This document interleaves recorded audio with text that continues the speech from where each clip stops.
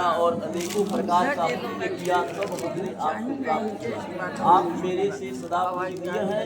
गृहस्थ आश्रम में सुख और दुख बड़ा करते हैं और आप उसमें सौम्य रहे। यह मेरा पहला वाक्य है। है बावली, कुआं, तालाब, यज्ञ, चारों धाम, प्रदेश विदेश यात्रा, पर्वतों में बिना मेरी सहमति के कार्य आरंभ न करो। यह मेरा दूसरा वाक्य है। व्रत उद्यापन और दान करना लक्षण है। इस धार्मिक कार्यों में आप चिंतित न करें। यह मेरा तीसरा वाक्य है। आप अपने हिसाब से जो कुछ गाय बैल आदि पशु या अनाज या रुपया पैसा कमा कर लावे, वह सब मेरे हाथों पर रख दिया करे। यह मेरा चौथा वाक्य है।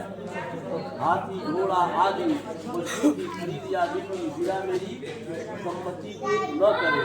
यह मेरा पांचवा वाक्य है। बोलिए क्या है? हीरा मोती आदि नवरत्नों और सोने चांदी के बने हुए के आभूषण विवाह के समय पहनाकर फिर बाद में उतवा न ले। यह मेरा छठा वाक्य है। भाई बंधु के घर जब मांगलिक विवाह जनेऊ कार्य पड़ेगा और गाना बजाना होगा, तो मैं बिना बुलाए ही चली जाया करूँगी, लेकिन आप हमें अपमानित न करेंगे। यह मेरा सातवां वाक्य है। बोलिए। अब आपका 5 वाक्य है जो करने को स्वीकार करना है। जब तक मैं घर पर रहूं, तब तक तुम क्रीड़ा अमोद प्रमोद करो, शरीर में तेल उच्चल लगाकर चोटी गुथो, समाधि उत्सव और देवताओं के दर्शन करो, फिर हंसी मजाक करो, पराए घर जाओ। पर जब मैं घर पर न रहूं, परदेश रहूं, तब इन सभी बातों से मुंह मोड़ लेना होगा। माथा धीरे से हिला।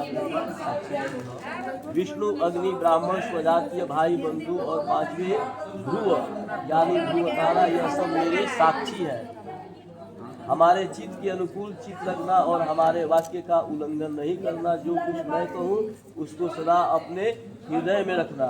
इस प्रकार मेरे पतिव्रत का पालन करना होगा। ठीक है। मुझे जिस प्रकार संतोष हो वही कार्य करना और हमारे भाई बंधुओं का आदर के साथ भक्ति भाव रखना। ये पतिव्रत धर्म के पालन करने वाली, यह मेरी आज्ञा का पालन करना होगा। बिना पत्नी के गृहस्थाश्रम धर्म का पालन नहीं हो सकता। अतः तुम मेरी विश्वास पात्र बनो और तुम मेरी वामांगी बनो।